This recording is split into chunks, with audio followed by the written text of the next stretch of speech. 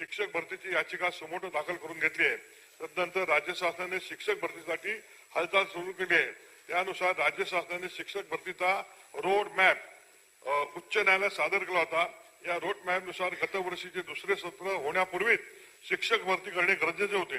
परंतु सदर रोड मॅपची अंमलबजावणी करण्यात शासनास अपयश आले आहे. त्यामुळे शासनाने दुसरा रोड मॅप तयार करून 5 जून 2023 पूर्वी शिक्षक भरती करण्याची ग्वाही देण्यात आली होती. हिवाळी अधिवेशन 2022 मध्ये माननीय शिक्षण मंत्री महोदयांनी शिक्षक भरतीची घोषणा केली. त्या अनुषंगाने जानेवारी 2023 मध्ये शिक्षक भरतीसाठी अभियोग्यता परीक्षा घोषित केली होती. फेब्रुवारी 2023 मध्ये राज्यात सुमारे 2,40,000 उमेदवारांनी परीक्षा दिली. परंतु आज 10 महिने लोटले तरी शिक्षक भरती करण्यात आली नाही. सदर प्रकरणी विविध जिल्ह्यात